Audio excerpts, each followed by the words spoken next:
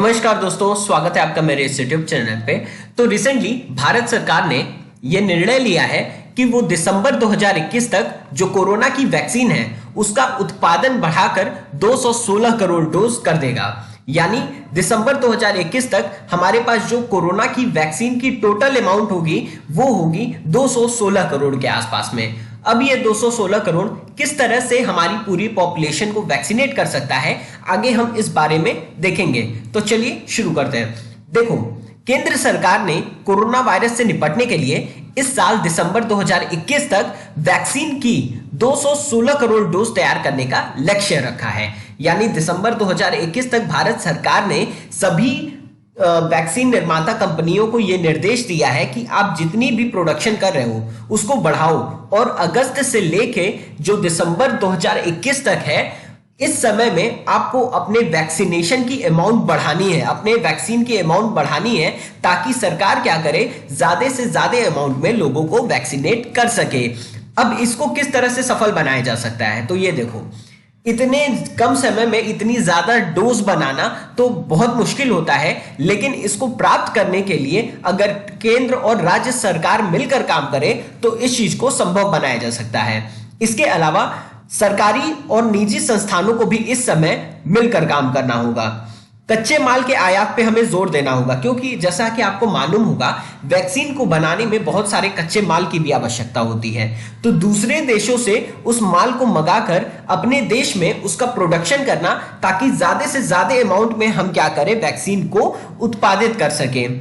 भारत के बाहर जो दूसरे देश हैं वहां पे जो वैक्सीन बन रही है उन देशों से हमें यह कहना होगा कि आप अपनी जो वैक्सीन है उसको भारत में ज्यादा से ज्यादा भेजें, क्योंकि आज के समय में भारत में जो कोरोना वायरस का खतरा है वो सबसे ज्यादा बढ़ा हुआ है। अगर हम अन्य देशों से कंपेयर करें तो बाहर के देशों में जो भी कोरोना की वैक्सीन बन रही है उसको भी हम क्या करें कि उसके भी आयात पे हमें जोर देना होगा।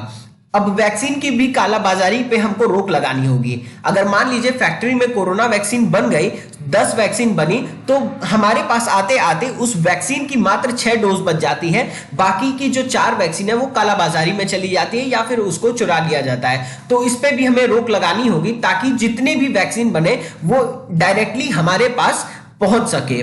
अब देखो, थोड़ा सा आपको डेमोग्राफिक बता दूं कि जो 216 करोड़ वैक्सीन बन रही है वो किस तरह से हमारी पूरी पॉपुलेशन को वैक्सीनेट कर सकती है। तो देखो, हमारी जो इंडिया की टोटल पॉपुलेशन अभी के हिसाब से चल रही है वो 139 करोड़ के आसपास में चल रही है।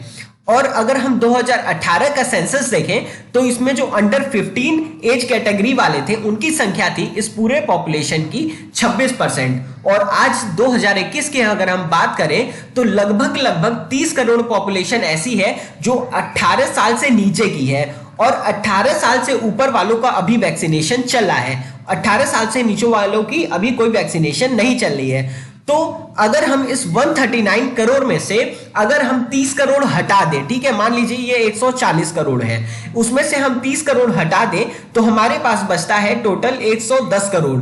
अब 110 करोड़ का अगर आप दुगना कर दोगे तो कितना हुआ, 220 करोड़। यानी अगर हम पहली डोज लगाएं, अगर किसी व्यक्ति को हम पहली डोज लगाएं, यानी 100 करोड़ पॉपुलेशन को अगर पहली डोज लग जा रही है, तभी सेकेंड डोज के लिए उसके पास 100 करोड़ वैक्सीन उपलब्ध होगी, और 220 करोड़ में सारी की सारी जनसंख्या को, यानी पूरी की पूरी इंडिया की पॉपुलेशन को हम वैक्सीनेट कर सकते हैं अगर बच्चों को हम इसमें से हटा दें तो। जैसा कि आपको मालूम है जो कोरोना की तीसरी वेव आने वाली है उससे बचने के लिए हमारे पास सिर्फ और सिर्फ एक ही रास्ता है कि हम ज्यादा से ज्यादा अमाउंट में लोगों को वैक्सीनेट कर सकें। अब देखो, इस समय इंडिया में जो वैक्सीनेशन की रेट है हम उसके बारे में थोड़ा सा बात कर लेते हैं। तो अभी के समय में जो 139 करोड़ जनसंख्या है उसमें से 17.8 करोड़ लोगों को अभी वैक्सीनेशन हो चुका है, यानी इन लोगों को डोज दिए जा चुके हैं, वैक्सीन की डोज मिल चुकी है। और इस 17.8 करोड़ में से जो लगभग 4 करोड़ के आसपास की आबादी है इसको फुल्ली वैक्सीनेट किया जा चुका है, यानी इनको, ये जो 4 करोड़ है इनको पहली और दूसरी डोज लग चुकी है, और जो बाकी बचे हुए हैं इन 17.8 करोड़ लोगों में से उनको अभी सिर्फ पहली वैक्सीन की डोज मिली है। और ये पूरी पॉपुलेशन का लगभग हो जाता है 2.9 करोड़, यानी अभी भी हमें 97% लोगों को वैक्सीनेट करना है। और इस वैक्सीनेशन को जल्दी से जल्दी पूरा करने के लिए हमें ज्यादा से ज्यादा अमाउंट में वैक्सीन के उत्पादन को बढ़ाना होगा, ताकि ज्यादा से ज्यादा अमाउंट में लोगों को वैक्सीनेट किया जा सके और तीसरी वेव से बचा जा सके। अब हम देख लेते हैं कि अगस्त से दिसंबर तक के बीच में कौन कौन सी कंपनी कितनी वैक्सीन की अमाउंट बनाने वाली है। यानी जो 216 करोड़ वैक्सीन बन रही है, इसमें से कौन कौन सी कंपनी अपनी वैक्सीन को कितने अमाउंट में बना रही है। तो देखो, सबसे पहले है कोविशील्ड, ये 75 करोड़ अभी डोज और अपनी बढ़ाएगी। कोवैक्सीन अपनी 55 करोड़ डोज बनाएगी। बायो ई सब यूनिट अपनी 30 करोड़ यूनिट बनाएगी। जाइडस कैडिला अपनी 5 करोड़ यूनिट बनाएगी। सीरम नोवावैक्स अपनी 20 करोड़ यूनिट बनाएगी। और भारत बायोटेक की जो नजल स्प्रे है वो 10 करोड़ यूनिट इसकी बनाई जाएगी। जेनोवा मैसेंजर आरएनए की 6 करोड़ डोज बनाई जाएगी। और स्पुतनिक भी जो बाहर से मंगाई जा रही है और इंडिया में कुछ पार्ट में इसका उत्पादन भी किया जा रहा है, तो ये लगभग 15.6 करोड़ डोज बनाएगी। यानी ये वो कंपनियां हैं जो इस लक्ष्य को पूरा करने में अपनी जितने अमाउंट में अपनी वैक्सीन बना रही है, ये उनकी संख्या है। ठीक है, तो इन सभी को अगर आप जोड़ दो, यानी इन सबको लाइन से अगर आप जोड़ोगे, तो टोटल डोजेस की जो संख्या आएगी 216.6 करोड़ के आसपास में। यानी ये जो पूरी वैक्सीन बन रही है, इसका जो टोटल सब आप करोगे, पूरे सबको जोड़ दोगे, तो ये लगभग आएगा 216.6 करोड़। ये सभी कंपनियां मिलकर इस लक्ष्य को प्राप्त करने के लिए अपनी पूरी एफर्ट दे रही हैं, ताकि इंडिया में ज्यादा से ज्यादा लोगों को वैक्सीनेट किया जा सके। तो ये थी पूरी आज की वीडियो। जितनी भी इंफॉर्मेशन इसमें थी, मैंने सभी की सभी इंफॉर्मेशन आपको दे दी। अगर वीडियो आपको अच्छी लगी हो तो प्लीज चैनल को सब्सक्राइब कर देना। वीडियो देखने के लिए आपका बहुत बहुत धन्यवाद।